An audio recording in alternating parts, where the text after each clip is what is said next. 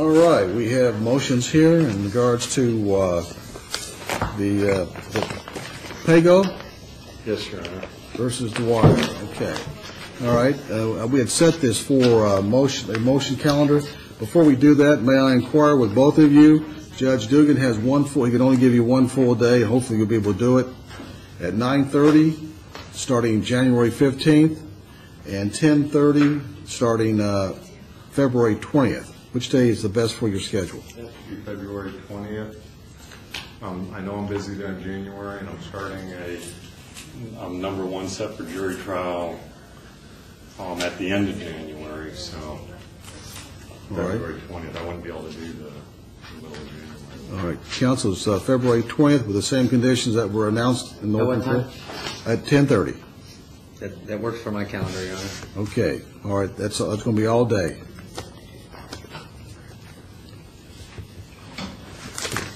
And we're going to set all these motions for a motion calendar? No, I'm going to use what time we have now. Is we're going to try and resolve as many of those motions today. Although Judge Dugan is going to be hearing the case, I figured a lot of them, I quickly went through them. A lot of them are pretty standard motions I see in PI cases too. So I think we can handle them right now. Okay, what's your first motion, Mr. Dwyer? Well, the first thing I would also do, I did a notice of filing of a number of documents that need to be in this court file.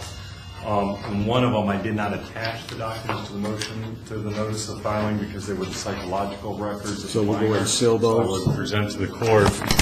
That is just a copy of, I just sent the notice to the clerk. I did not send a copy of the records. That's a copy of the records. All right, counsel, you've seen the records? He has faxed me a copy of the records, Your Honor, and I stringently object to them being filed. They were asked of counsel 2 weeks ago to get the doctor to turn those records over to him to prepare for a deposition and a cross-examination, not to be filed in this case. Those fall under, the doctor has refused to turn them over before due to doctor-patient privilege.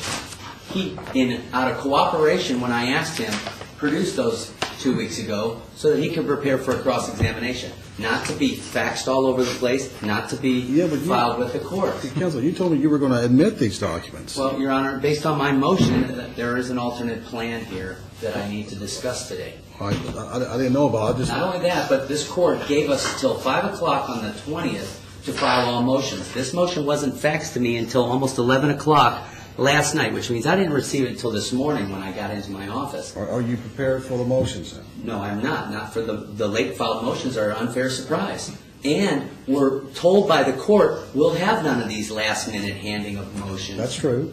I mean, Your Honor, I would also say all his motions were mailed Friday afternoon, including his one to protect the deposition, which we discussed several times in front of Your Honor on December 9th, that he was aware I was taking the deposition of his client, in this case in addition to the other lawsuit.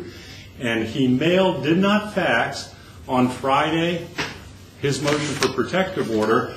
I did not receive that until after the time in which his client was supposed to appear at my office for deposition. So therefore I hadn't, and that's after the 20th, and I had no notice. I did a motion for rule to show cause with regard to that depo. He now has some ridiculous motion that his client should not have to appear for deposition because he only has secondhand knowledge.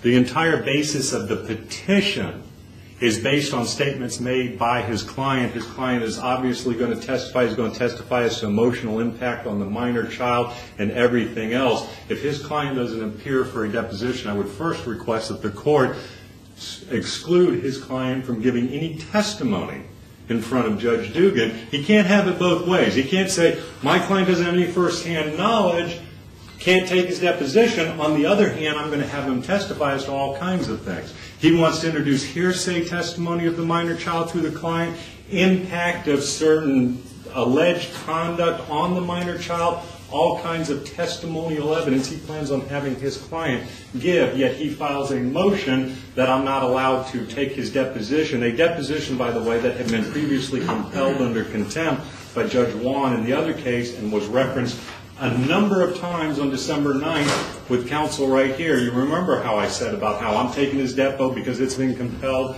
and that sort of thing. So I would move to strike his client as a witness, and that is also a basis for my motion to strike the petition in its entirety, there are other bases for it too.